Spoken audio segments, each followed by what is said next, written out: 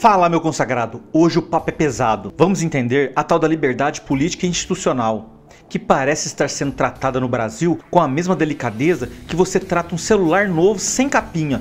Todo mundo sabe que vai cair e quebrar. A dúvida é só quando. De um lado temos o STF, esse tribunal que hoje parece mais onipresente que a sua sogra, sempre dando palpite, sempre pronto para decidir até o que você pode ou não compartilhar no Zap.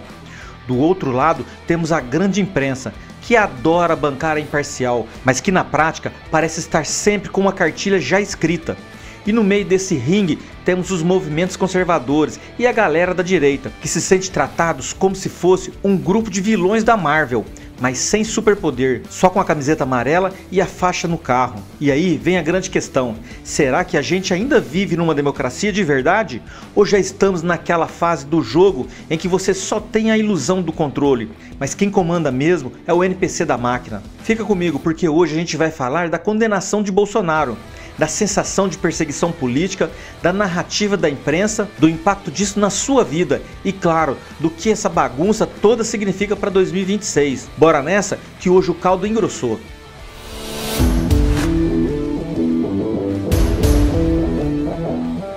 Vamos começar pelo prato principal, a condenação de Jair Messias Bolsonaro.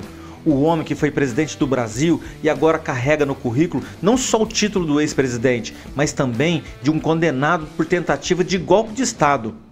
Pois é, meu consagrado, o STF se reuniu, debateu e decidiu que Bolsonaro não só errou, mas tentou derrubar o Estado Democrático de Direito. O detalhe é que, dependendo do lado que você olha, essa condenação parece uma vitória histórica da justiça, ou uma das maiores perseguições políticas já vistas nesse país. Do lado dos que aplaudem, a narrativa é clara. Tá vendo? O capitão tentou puxar o golpe e agora tá pagando a conta. Justiça foi feita. Já do lado dos milhões de brasileiros que enxergam as coisas de forma diferente, a pergunta que ecoa é: golpe? Mas cadê os tanques na rua? Cadê o exército mobilizado? Cadê o caos armado?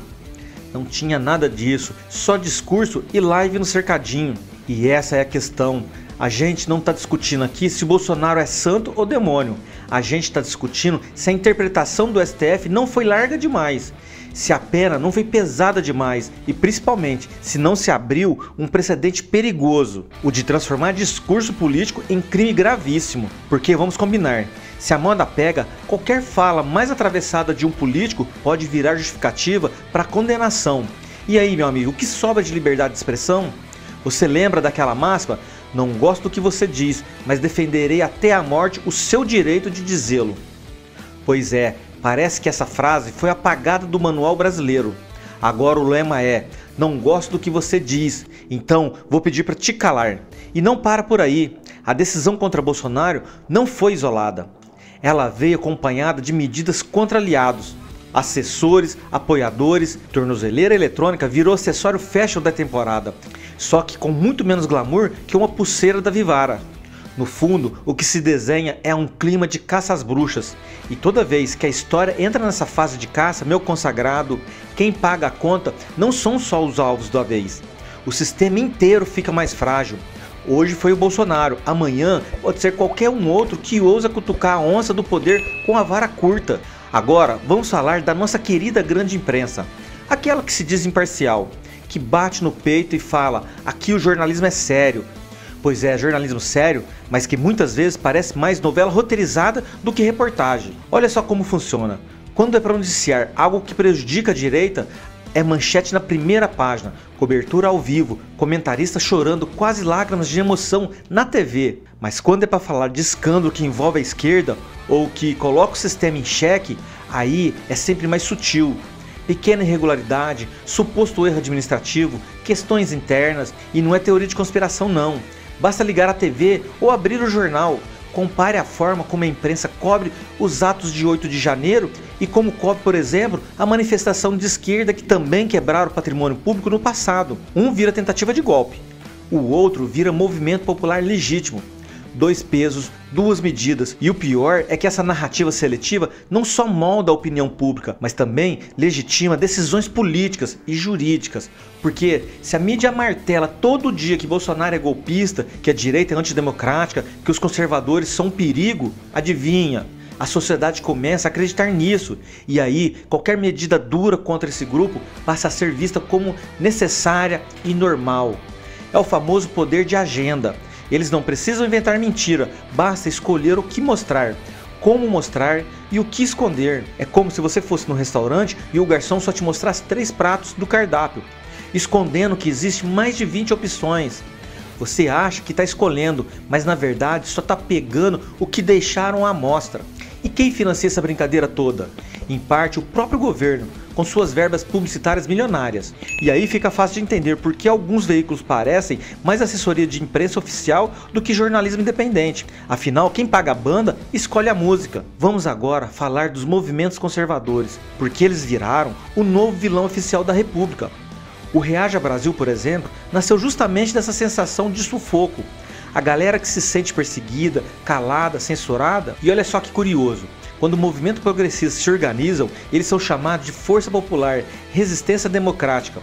Mas quando conservadores se reúnem, aí o rótulo muda. Organização suspeita, grupo radical, ameaça à ordem. É quase como se a camiseta amarela fosse considerada uniforme de gangue. Tem gente que foi presa simplesmente por estar em frente aos quartéis pedindo intervenção. Eu pergunto pra você, isso é crime ou é manifestação política? Porque se for crime, então todas as marchas da esquerda pedindo revolução socialista também deveriam ser tratadas da mesma forma. Mas não, meu consagrado, a régua não é igual para todos. E não me entenda mal, vandalismo, quebra-quebra, agressão, isso precisa ser punido e ponto final. Mas será que todo mundo que está respondendo o processo realmente fez isso? Ou será que tem uma galera que está pagando o pato só por estar no lugar errado e na hora errada? E com opinião errada. O que preocupa a todos é a criminalização da política, quando você transforma adversários em inimigo, quando você trata a oposição como ameaça existencial. Você não fortalece a democracia, você enfraquece, porque democracia de verdade só existe quando todos têm espaço para falar. Até aqueles de que você discorda. E aí que o movimento conservador insiste. Não querem privilégios, querem igualdade de tratamento, querem poder protestar sem medo de serem pintados como terroristas internacionais. Querem criticar sem serem calados. Querem basicamente o mesmo direito que os outros grupos sempre tiveram. Tá, mas você pode estar aí pensando, ok, mas eu não sou político, não sou militante, não sou jornalista. O que eu tenho a ver com tudo isso? A resposta é simples, meu consagrado. Tudo. Porque essa guerra institucional não acontece num vácuo. Ela respinga no seu bolso, no seu trabalho, na sua liberdade. Primeiro, pelo clima de censura. Hoje é político e jornalista sendo censurado. E amanhã pode ser você que postou uma opinião no Facebook e incomodou alguém poderoso. Quem te garante que não vão bater na sua porta com intimação? Segundo, pela insegurança jurídica. Se até um ex-presidente pode ser condenado por interpretação política, o que acontece com o cidadão comum que não tem advogado milionário e nem cargo público para se proteger? E terceira, pela economia. Enquanto as instituições brigam, o Brasil real está pegando fogo. Inflação alta, desemprego persistente, comida cara, gasolina que desce e sobe mais que montanha-russa de parque de diversão. Mas adivinha, enquanto você sofre no mercado, a classe política segue firme e forte, com seus auxílios, privilégios e regalias. No fim das contas, a sensação é que o Brasil virou aquele jogo onde você é o personagem secundário, você até se esforça, mas quem define o enredo são os grandes chefões, e a sua vida fica refém das decisões que eles tomam em gabinetes, climatizados, bem longe da realidade que você enfrenta todos os dias, meu companheiro. E aí, meu consagrado, chegamos ao ponto crucial, o que tudo isso significa para 2026, porque vamos ser claros, essa perseguição, essa narrativa e essa criminalização não são apenas sobre o passado. Elas são também sobre o seu futuro. É o sistema se reorganizando para evitar que certos atores políticos tenham chance de voltar ao poder. E aqui não é questão de ser fã ou não de Bolsonaro. É questão de perceber que se eles conseguem tirar um presidente do jogo, eles podem tirar qualquer um. Se eles conseguem manipular a narrativa para criminalizar um grupo político, eles podem fazer isso com qualquer outro. Por isso, em 2026, não é só mais uma eleição, vai ser um divisor de águas. E se você acha que não tem nada a ver com isso, lembre-se, quem não participa, quem não se informa, quem não vota consciente, acaba sendo governado por quem participa. Então fica aqui o meu chamado, se informe, questione, não aceite narrativas prontas. Apoie quem defende a sua liberdade, mas também cobre coerência, porque de nada adianta trocar um grupo do poder por outro que vai fazer igual. E acima de tudo, não se deixe calar. A liberdade não é um presente que o Estado te dá. A liberdade é um direito que o povo exerce. E se o povo abdica dela, meu consagrado, pode ter certeza que quem está no poder não vai devolver ela por boa vontade. Então, para o final dessa prosa, te deixo uma pergunta. Você vai ficar só assistindo de camarote ou vai ser parte ativa na defesa da sua liberdade? Pense bem, porque em 2026 o palco vai estar montado. E quem não falar agora, talvez não tenha mais voz depois. E esse foi mais um Prosa Solta, meu consagrado. Se você curtiu essa reflexão e não quer ficar refém da narrativa pronta, já sabe, deixa o seu like, compartilha esse vídeo e se inscreve no nosso canal. Aqui a gente não foge da polêmica, mas também não perde o bom humor. E claro, comenta aí embaixo o que você acha. A gente está vivendo uma democracia plena ou já passamos do ponto? Quero ouvir a sua opinião.